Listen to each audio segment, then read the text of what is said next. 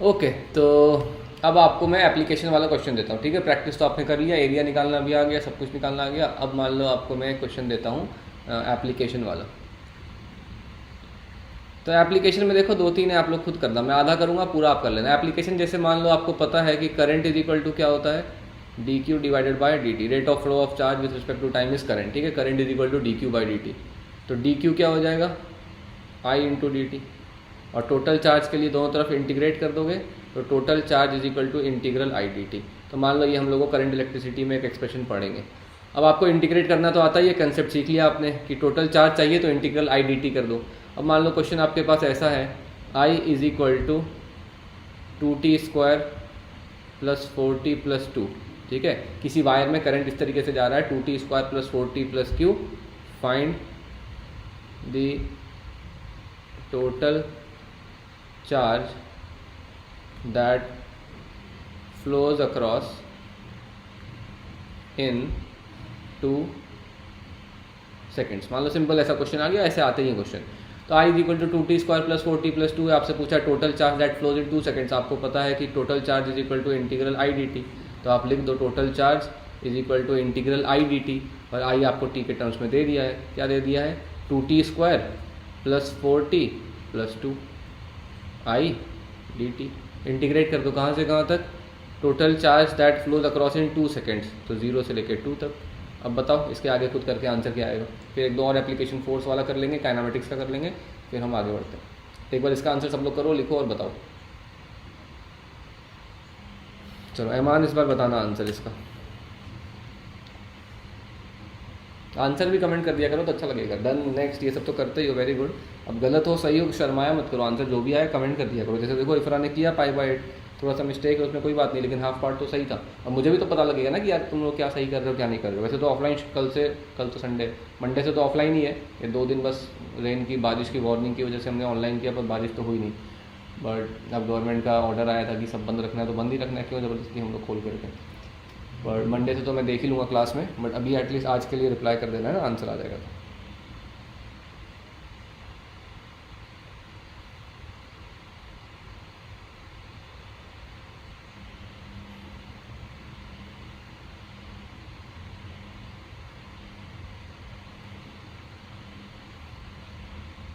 एक और मैंने इंटीग्रेशन का दिया है, क्योंकि डिफरेंशिएशन फिर भी आसान होता है, इंटीग्रेशन में लोगों को ज़्यादा डर लगता है। तो अभी आज मैंने एक और असाइनमेंट भेजा है जिसमें इंटीग्रेशन के क्वेश्चन है, डेफिनेट और इनडेफिनेट दोनों है, ठीक है। जो आज पढ़ा रहे हैं वो भी और दूसरा भी है, और उसके आंसर्स भी भेज दिए, तो वो भी फिनिश करना आज।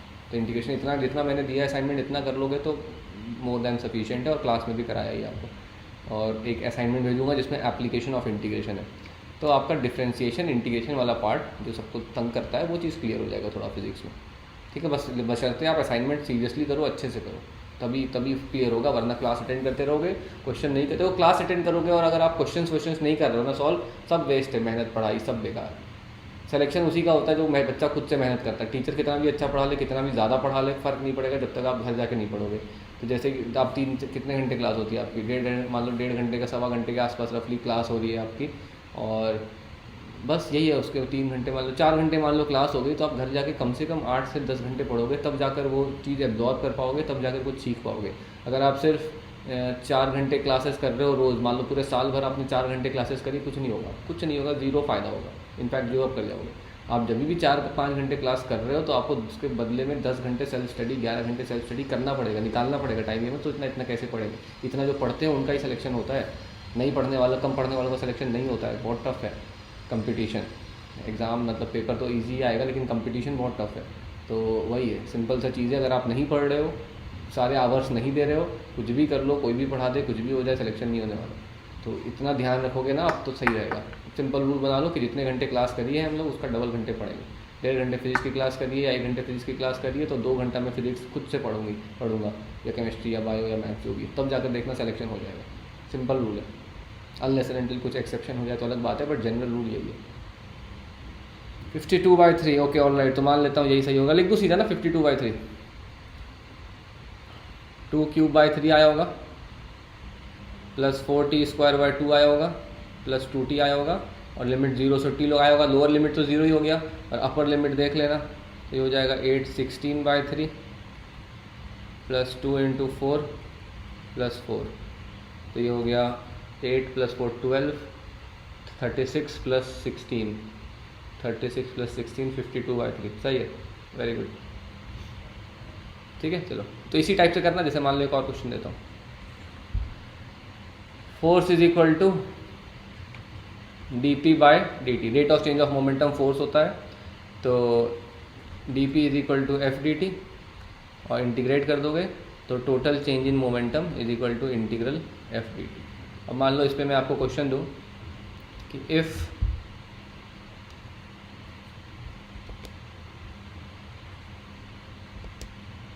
if acceleration is equal to 2t square meter per second, then find the change in momentum of an object of mass 3 kg in 2 seconds। ठीक है, if acceleration is equal to 2t square metre per second, then find the change in momentum of an object of mass 3 kg in 2 seconds. एक बार खुद से try करो और बताओ answer कितना आता है, फिर मैं एक्सप्लेन कर दूंगा, डोंट वरी, बट ये application of integration. If acceleration is 2t square, then find the change in momentum of an object of mass 3 kg in 2 seconds. सही, काफ़ी लोगों ने आंसर दिया, अच्छा लगा। नीलेश, इंशा, रमन, ऐमान, तबस्सुम, इफ्रा एंड अदीना। अदीना की दोस्त भी तो है, उसके कमेंट्स नहीं दिखते मेरे को। प्रेजेंट भी नहीं दिख रहा है, ओके चलो। हाँ, शुरू में एक प्रेजेंट दिखा था, अरीबा। अरीबा, आपके कमेंट्स मुझे नहीं दिख रहे हैं, अगर कर रहे हो तो, और सुन रहे हो तो मेरे को व्हाट्सएप में रिप्लाई कर दो कि सर मैं कमेंट्स कर रही हूँ पर आपको दिख नहीं रहे, तो मुझे पता लग जाएगा कोई प्रॉब्लम है, वरना ये भी पता लग जाएगा कि प्रेजेंट मार कर सोने चली गई। सोच रही हूँ कि बाद में देखूँगी आराम से। बात कभी नहीं आता, जितने लोग भी बच्चे सोचते हैं ना कि मैं बाद में पढ़ लूँगा, ये बाद में कर लेंगे, बात कभी नहीं आता। हमारे में नहीं होता, हम सोचते हैं बहुत सारे काम, चलो ये बाद में कर लेंगे, वो बाद में कर लेंगे, बाद के चक्कर में कभी हो नहीं पाता है, क्योंकि बाद में और भी बहुत सारे काम आ जाते हैं। तो जो भी काम जैसे ही टाइम मिला इमीडिएटली ख़त्म कर लिया करो, आदत बना लिया करो कि बाद पे कुछ छोड़ना ही नहीं है, ओवरऑल लाइफ में फ़ायदा रहेगा आपको। ऐसी आदत होनी चाहिए, काम आया, टाइम है तो ख़त्म कर लो, बाद के लिए छोड़ो ही मत, आराम करना ही नहीं है कभी मत, आराम बिल्कुल आराम मत किया करो, काम करते रहो सिर्फ। खासकर आप लोग, ये तो उम्र है काम करने की, काम करना मतलब पढ़ाई करना है ना, ये नहीं कि जाके कहीं नौकरी ढूंढ के काम करने लगे। ठीक है भाई, आंसर बताओ जल्दी। 60, नीलेश, इफ्रा, चलो वेरी गुड, मैं भी करता हूँ। तो एक्सेलरेशन इस 2t स्क्वायर है, पूछा है चेंज इन मोमेंटम, तो मास अगर 3 kg और एक्सेलरेशन में मास से मल्टीप्लाई कर दोगे तो फोर्स आ जाएगा। Force is equal to mass into acceleration, mass 3 है, एक्सेलरेशन 2t स्क्वायर है, तो 3 into 2t square is equal to 6t square force हो गया। Change in momentum is equal to integral f/dt, तो 6t स्क्वायर इंटू dt को integrate कर दोगे, कितने देर में चेंज इन मोमेंटम चाहिए, इन 2 सेकेंड्स, तो 0 से लेकर 2 कर दोगे। 6t स्क्वायर dt का इंटीग्रेशन हो जाएगा 6t³ डिवाइडेड बाय 3, तो ये हो जाएगा 2t³, और लिमिट लगा दोगे 0 से 2, तो अपर लिमिट 2 डालोगे तो ये आ जाएगा 16, माई लोअर लिमिट 0, तो 16 है ना। चेंज इन क्या पूछा, momentum, kg metre per second, 16 answer है। Okay very good, Nilesh, Ifra, Insha, Tabassum, मेहमान, मेरे भी। तो लॉजिक समझ में आ गया। अगर आपको इंटीग्रेट करना आता है तो फिजिक्स में कोई दिक्कत नहीं है। अब यही आपको दिक्कत कब आ जाएगी, जब एक्सप्रेशन मुश्किल कर देंगे। एक्सेलरेशन इज 2t स्क्वायर के बदले 2 sin स्क्वायर t कर देंगे, या 2 sin 2t कर देंगे, कुछ इस टाइप का कर देंगे। तो कंसेप्ट तो यही लगाना है, बस आपको इंटीग्रेशन अगर आती है तो आप सॉल्व कर लोगे। ठीक है, तो इंटीग्रेशन का जितना मैंने दिया असाइनमेंट, जिस टाइप के क्वेश्चन किए हैं वो सफिशिएंट है, उतना ही बस प्रैक्टिस कर लो, काफ़ी है। e⁻x ln x भी आएगा, तो जब बीच बीच में आएगा तो सिखा दूँगा, क्योंकि एक साथ इतना बता दूंगा तो वैसे भी याद रहेगा नहीं। ठीक है भाई, 16 16 16 16, नाइस। ठीक है, एक और दो करते हैं, काइनेमेटिक्स में आपको थोड़ा प्रैक्टिस हो जाएगा। जैसे आपको पता है velocity is equal to dx/dt होता है, और एक्सेलरेशन इज इक्वल, एक एग्जांपल मैं दे रहा हूँ, एक आप करना। Acceleration is equal to dv/dt, ठीक है, velocity is equal to dx/dt, और एक्सेलरेशन क्या है, dv/dt। तो इससे आ जाएगा आपका x अगर चाहिए तो इंटीग्रल v/dt, और वेलोसिटी चाहिए तो इंटीग्रल a/dt, सही है ना। dx is equal to v/dt, तो x is equal to integral v/dt, और एक्सेलरेशन इज इक्वल टू, या v is equal to integral a/dt। इसमें एक दो चीज़ जो बताने वाला हूँ वो समझना ध्यान से, ठीक है, समझना ध्यान। मान लो आपके पास गिवन है question, acceleration is equal to 2t and initial velocity of object, ठीक है, initial velocity of object is 10 meter per second and initial position is x is equal to 2, then find its position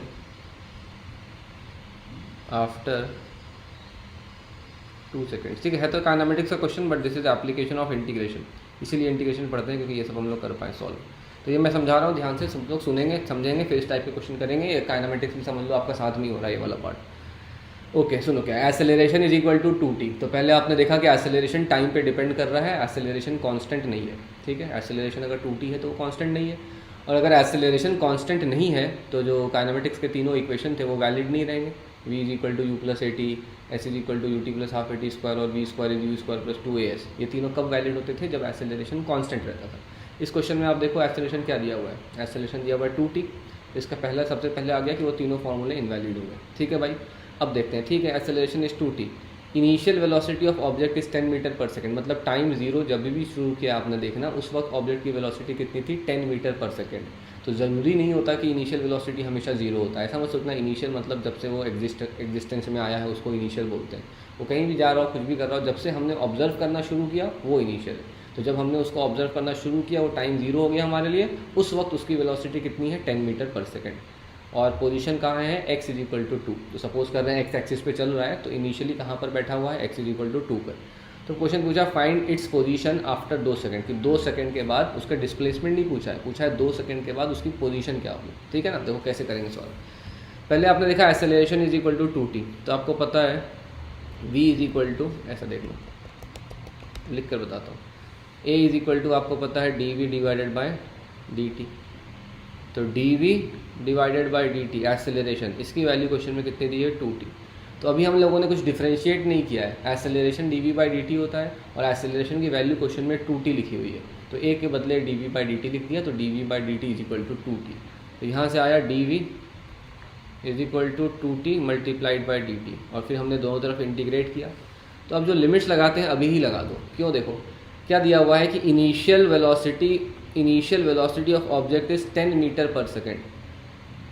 तो initial velocity 10 meter per second है, मतलब time zero पे velocity 10 है। तो lower limit में time को zero डाला, और टाइम जब जीरो है तो वेलोसिटी की वैल्यू कितनी है? 10। ऐसे लिख दो, टाइम जीरो पे वेलोसिटी 10 है, और किसी भी रैंडम टाइम t पर हमें वेलोसिटी ढूंढनी है, उसको मैंने v लिख दिया। एक तो ये तरीका, दो तरीका समझाऊंगा, देखो। ठीक है, तो टाइम जीरो पे वेलोसिटी 10 लिख दिया और ऊपर टाइम t पे वेलोसिटी v लिख दी। अब dv को इंटीग्रेट करेंगे तो v आएगा, जैसे dx को करते थे तो x आता था, तो सिर्फ dv है तो इंटीग्रेट करेंगे तो v आएगा। लोअर 10 अपर v, 2t dt को इंटीग्रेट करोगे तो 2t स्क्वायर बाई 2 आएगा, 2 2 कैंसिल हो जाएगा, lower 0 upper t, upper limit minus lower limit, तो आएगा v minus 10 is equal to, ये तो 0 ही हो जाएगा, is equal to t square. तो v is equal to t square plus 10। यहाँ तक क्लियर है तो क्लियर लिखो।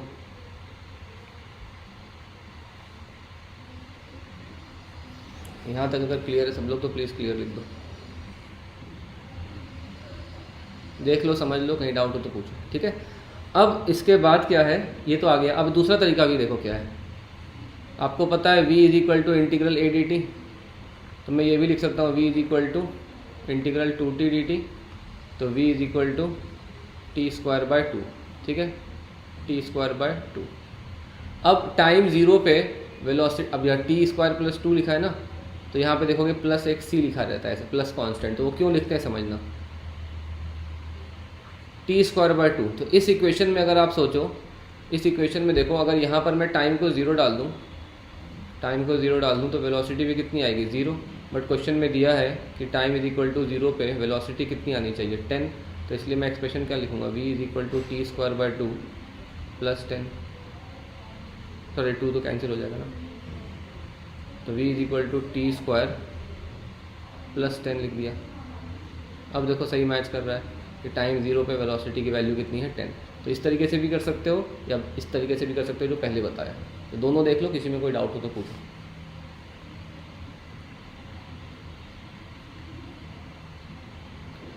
तो अगर v is equal to t square plus 10 आया तो आगे बढ़ते हैं। v इज इक्वल टू अगर टी स्क्वायर प्लस 10 आया है तो v को क्या लिख दोगे, dx बाई डी टी।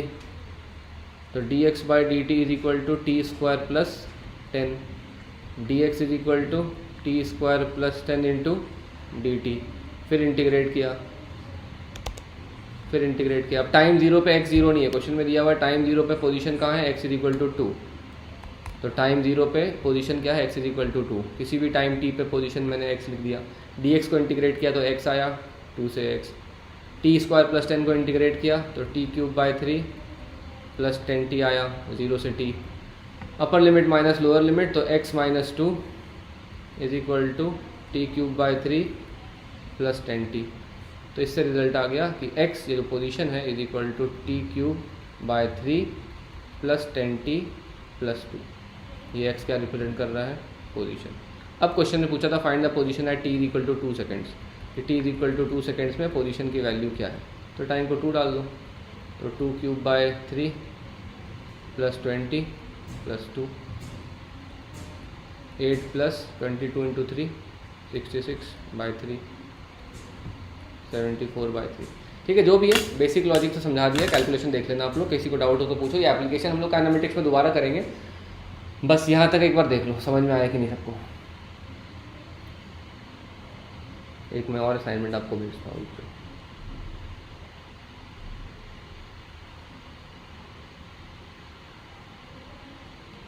अच्छा ठीक है, रीवा का मैसेज व्हाट्सएप में सुन रही हूँ पर कमेंट्स आज भी विजिबल नहीं है मेरे को। अरीबा दूसरी आईडी बना लेना है, चलो कोई बात नहीं, एक ही दिन की तो बात है, ऑफलाइन ही शुरू हो जाएगा मंडे से, तो डज नॉट मैटर। ठीक है, सुनते रहो।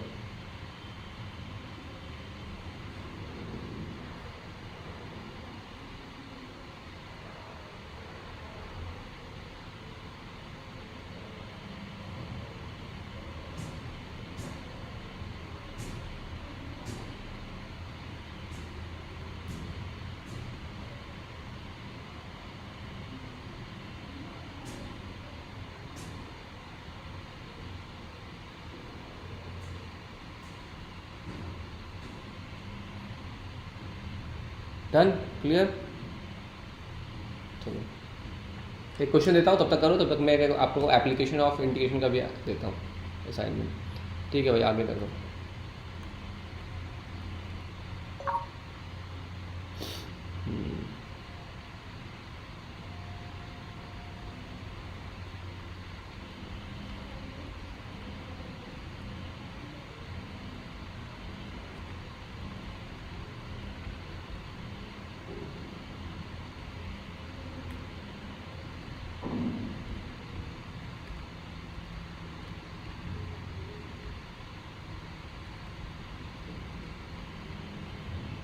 एक बार ये सब लोग ट्राई करना question.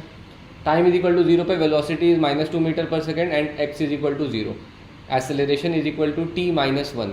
Find its position at time 2 seconds. 2 seconds पे कहाँ होगा, एक बार ट्राई करो। तब तक मैं एप्लीकेशन ऑफ इंटीग्रेशन का भी एक असाइनमेंट देता हूँ। 2 असाइनमेंट करने आज आपको।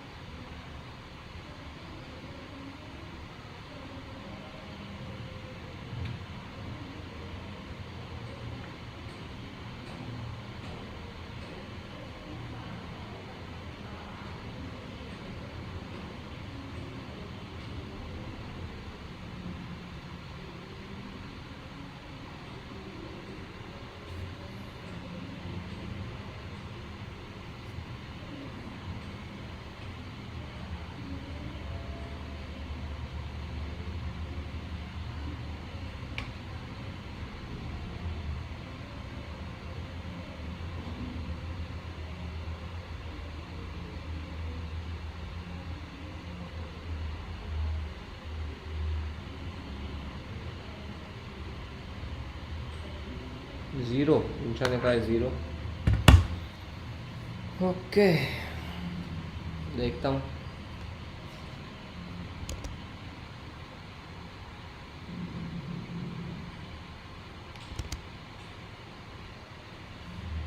और किसी का डिलीट ही कर दिया, चलो देखते हैं।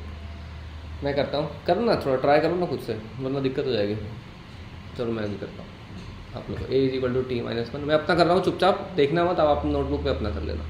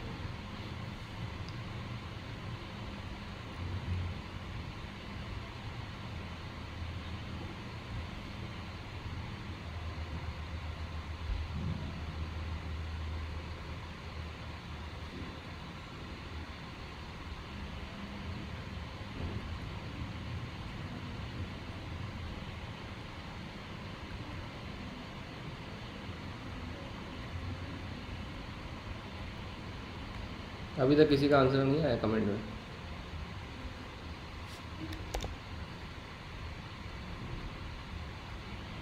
पूरा लिख लिख के कर रहा हूँ मैं, डिटेल में।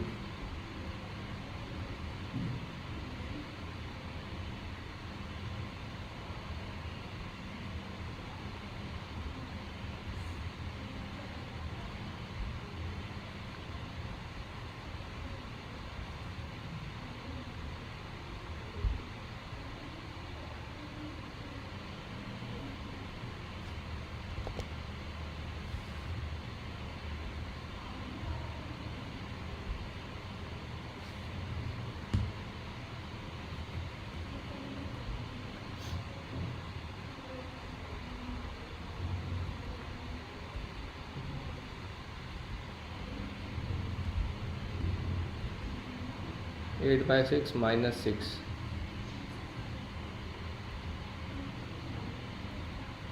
8 - 36 is 28 - 28/6 -14/3 आ रहा है मेरा, तो कैलकुलेशन मिस्टेक ना हो कहीं तो। एक बार आप लोग भी चेक करो कितना आ रहा है। -10/3 कह दिए फिर। देखो देखो एक बार -14/3 आ रहा है, क्या आ रहा है। ये सब एकदम ही स्ट्रेट फॉरवर्ड क्वेश्चन है। हो सकता है मैंने कहीं कैलकुलेशन मिस्टेक कर दिया हो तो पता नहीं, पर आप लोग देखते जाओ एक बार, कहीं मिस्टेक लग रहा है तो बताओ।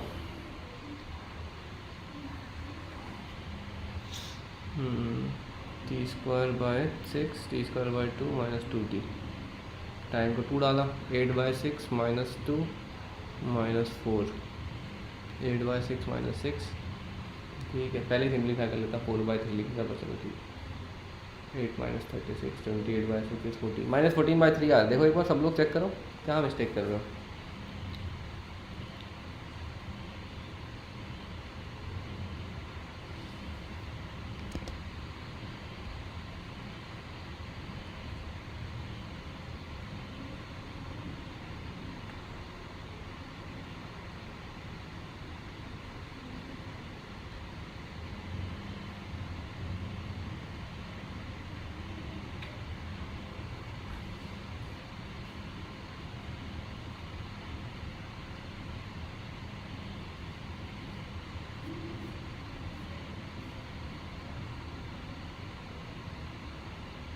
ठीक है, मैंने जो असाइनमेंट दिया ना उसके कुछ क्वेश्चन डिस्कस करते हैं।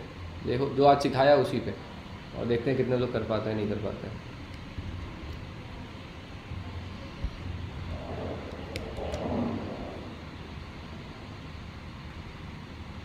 ठीक है ना। यस सर हो गया यार, हाँ सर आ गया, ओके। चलो अब जो सिखाया एक बार फटाफट करते हैं, फिर आप असाइनमेंट ट्राई करना, मैं क्वेश्चन दे रहा हूँ करते जाओ। इंटीग्रेशन ऑफ x² dx 0 से लेके √7, जल्दी जल्दी बताना। इंटीग्रेशन ऑफ x² dx 0 से लेके √7, एंड डोंट वरी, आज डोंट वरी नहीं कह रहा हूँ, मतलब इसके बाद फिर इसके बाद केमिस्ट्री क्लास आज नहीं हो पाएगी। मित्तल सर का मैसेज आया था, उनको फीवर है थोड़ा, तो दवाई खाकर रेस्ट कर रहे हैं, तो इसलिए आज आपकी फिजिक्स की क्लास होगी। उसके बाद जो केमिस्ट्री का टाइम बचेगा उसमें आप लोग जो असाइनमेंट मैंने दिया है, 2 असाइनमेंट दिए हैं, एक असाइनमेंट अभी क्लास के टाइम पे कर लेना, एक बाद में कर लेना, ठीक है। फीवर हो गया, आजकल मौसम ही ख़राब चल रहा है, मुझे भी तो लग रहा था पर वो उतना नहीं लग रहा है, पर सर का थोड़ा ज़्यादा फीवर लग रहा है, ठीक है। तो आप लोग असाइनमेंट करना, कोई दिक्कत नहीं है। अभी मैं क्वेश्चन करा रहा हूँ कुछ आप क्वेश्चन कर लो पहले, थोड़ा कॉन्फिडेंस मिल जाएगा आपको कि हाँ क्वेश्चन हो रहे हैं, है ना। साथ साथ मैं भी कर लूँगा आपके, उसके बाद वो असाइनमेंट फिनिश कर लेना, है ना। एक बार 4-5 क्वेश्चन होने लगते हैं तो एक कॉन्फिडेंस मिलता है कि हाँ असाइनमेंट के क्वेश्चन हो रहे हैं, चलो कर लेते हैं। तो मैं 4-5 अभी आपके साथ बैठ के करते हैं, उसके बाद आप लोग खुद से उसको फिनिश कर लेना। जैसे integration of x square D x 0 से क्यूब रूट 7, क्या आंसर दोगे? 7/3, नीलेश ने कर लिया लगता है पहले। x³ डिवाइडेड बाई 3, 0 से लेके cube root of 7, cube root of 7 मतलब होता है 7⁻⁴, है ना।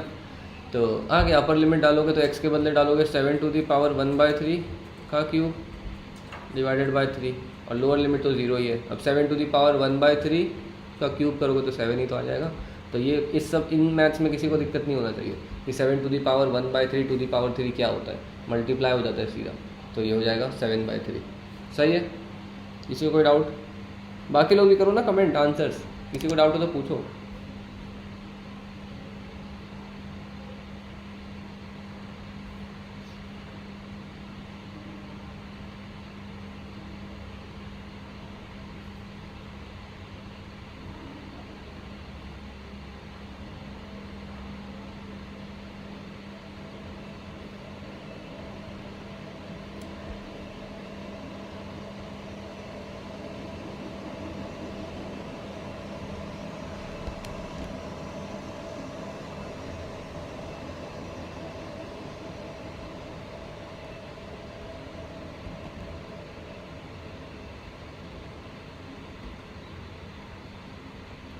ये वाला ट्राई करो एक बार। ये मुश्किल है थोड़ा, इतना आसान नहीं है। Velocity of particle is dependent on the time as v = kt-1 where k is 2 meter per second square, distance covered in first 3 seconds, the distance covered in first 3 seconds will be। देखते हैं कौन इसका answer सही देता है। Previous question में t = 2 seconds upper limit में क्यों नहीं लिया? t = 2 सेकेंड्स अपर लिमिट में क्यों नहीं? टाइम तो है ही नहीं। प्रीवियस क्या, ये वाला क्वेश्चन मैंने देखो जनरल t के फॉर्म में किया और लास्ट में t को 2 डाल दिया, बात वही है ना, वही तो किया। देखो 0 से t करोगे तो पहले t के फॉर्म में लिख दिया, 0 लोअर लिमिट पे x 0, अपर लिमिट t और x जनरल इक्वेशन बनाई। तो यहाँ पर जो ये हमने बनाया ना, सीधा आंसर नहीं निकाला, ये x और t में एक जनरल इक्वेशन बना लिया। अब जिस भी टाइम पे चाहिए आप डाल दो, तो t को 2 डाल दिया तो x की वैल्यू आ गई। अब यहाँ पर भी 2 डाल सकते थे, तो डायरेक्टली ये स्टेप के बदले ये स्टेप आता और आंसर आ जाता, वो भी कर सकते हो। पर पहले मैंने x as a function of time निकाल लिया और फिर टाइम को 2 डाल दिया। आप यहीं पर अपर लिमिट 2 डाल दो, अपर लिमिट 2 डाल दो और यहीं पे सब्सटीट्यूट कर दो। करा तो वही है ना, t में 2 सब्सटीट्यूट ही तो किया है। ये 8 और 4 ऐसे ही तो आया, t के बदले क्या डाला 2। तो ये जैसे भी करना है करो, है ना। पीछे चल रहे हो आप, लाइव बटन पे क्लिक कर दो पहले तो। सब लोग जितने लोग भी देख रहे हैं लाइव बटन पे क्लिक करो, पीछे के पीछे वाले क्वेश्चन पे चल रहा है मान आप, है ना। चलो जल्दी बताओ, ये जल्दी तो नहीं बताओ पर एक बार फिर भी ट्राई करके देखो। आंसर आ रहा है क्या? v = 2t-1, find the distance covered in first 3 seconds. v = 2t-2 है बेसिकली, है ना। 2 × t-1 इज 2t-2। ट्राई करो एक बार सब लोग, देखो आंसर आ रहा है या नहीं आ रहा है।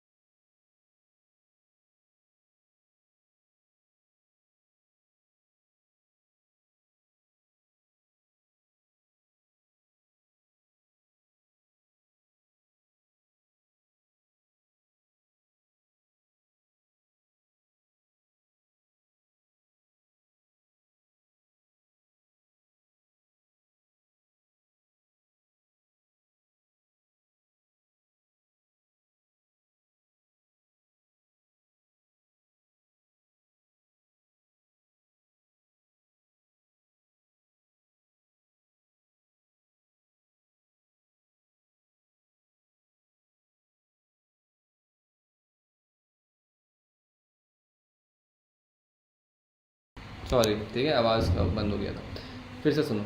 तो v is equal to 2t minus 2 है, तो v को dx बाई dt लिखा, तो dx by dt is 2t minus 2, तो dx is equal to 2t minus 2 का इंटीग्रेशन, 2t का हो गया 2t स्क्वायर बाई 2 और 2 dt का हो गया 2t, 0 से t कर दिया, ठीक है, मान लिया कि शुरू में 0 पे था। तो x is equal to t square minus 2t आया, तो टाइम 0 पे x की वैल्यू 0 आ रही है और टाइम 3 सेकंड्स पे x की वैल्यू आ गई 9 minus x is equal to 3। तो टाइम 0 पे 0 पे था, टाइम 3 पे 3 पे चला गया। तो मैं पूछ रहा हूँ डिस्प्लेसमेंट कितना हुआ, तो क्या आंसर दोगे?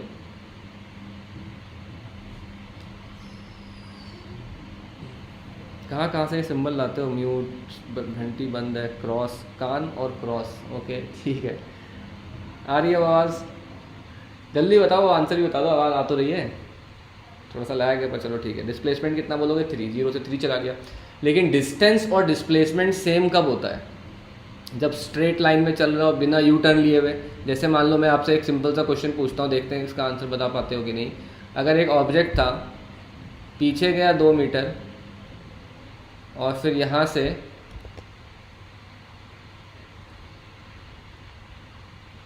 आगे गया, है ना, पीछे गया 2 मीटर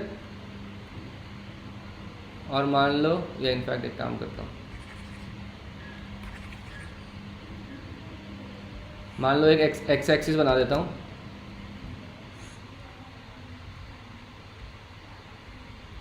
मान लो x इज इक्वल टू 0 पर है, एग्जाम्पल दे रहा हूँ। फिर मान लो x इज इक्वल टू -2 पे गया और फिर मान लो x इज इक्वल टू 6 पे गया। तो मैं कह रहा हूँ कोई ऑब्जेक्ट है, पहले 0 पे था, फिर -2 पे गया और फिर यहाँ से चलकर 6 पे पहुँच गया। तो डिस्टेंस कितना बोलोगे और डिस्प्लेसमेंट कितना बोलोगे? पहले डिस्प्लेसमेंट बता दो। अगर ये एक सिचुएशन दे रहा हूँ आपको, रैंडम सिचुएशन है, फिर उस क्वेश्चन में आऊँगा।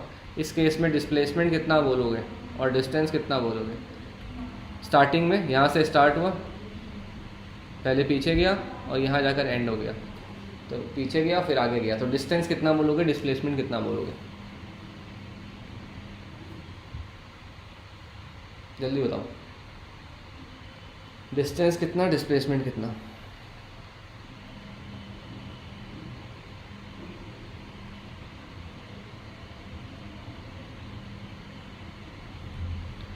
डिस्प्लेसमेंट पहले x इज इक्वल टू 0 से -2 गया और फिर -2 से 6 गया, तो डिस्प्लेसमेंट को तो मतलब ही नहीं कहाँ गया कहाँ नहीं गया, वो तो बस इनिशियल और फाइनल देखता है। Initial x is equal to 0 पे था, फाइनली कहाँ पहुँच गया, x इज इक्वल टू 6 पे। तो बाकी रास्ते से मतलब नहीं है क्या इनिशियल कहाँ था, फाइनल कहाँ था, तो डिस्प्लेसमेंट 6 हो गया।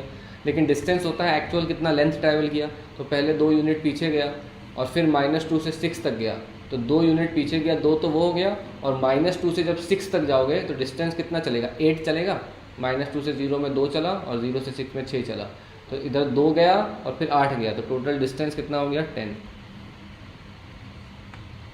6 और 10 अदीना, 10 अरे 10 हुआ ना। 0 से -2 गया तो 2 चला और -2 से 6 जाओगे तो 8 चलोगे, तो टोटल कितना डिस्टेंस चला, 10 चला।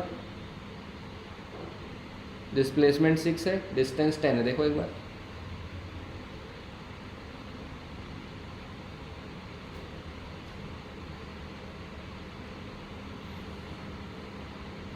कहाँ 8 फंस जा रहे हो छोटी छोटी चीज़ों में।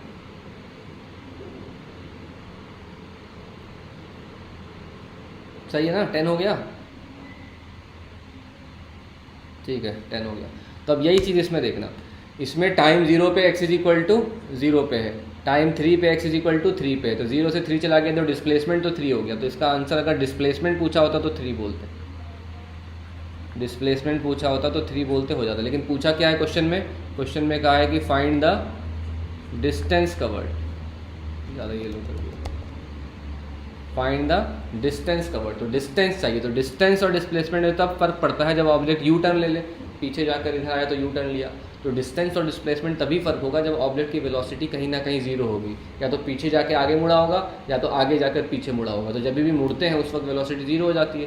तो अब इसमें v इज इक्वल टू क्या है, 2t माइनस 2। तो अब देखो वेलोसिटी 0 कब हो रही है ये चेक करते हैं, ठीक है ना। वेलोसिटी 0 कब हो रही है वो चेक करते हैं, जहाँ भी यू टर्न लेगा वहाँ वेलोसिटी 0 होगी। तो ये चेक करो कि वेलोसिटी 0 कब होगी,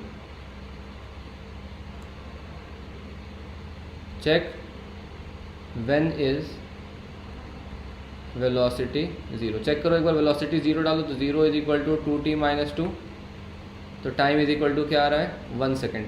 तो 1 सेकेंड पे वेलोसिटी 0 होगी तो वहाँ का पोजीशन ढूंढ लो कि कहाँ पर यू टर्न मारा उसने। तो वह कब यू टर्न मार रहा है, जब वेलोसिटी 0 होगी। तो वेलोसिटी को 0 लिखा तो टाइम आ गया 1 सेकेंड। तो 1 सेकेंड पे ढूंढ लो क्या पोजीशन है। तो x is equal to t square minus 2t है।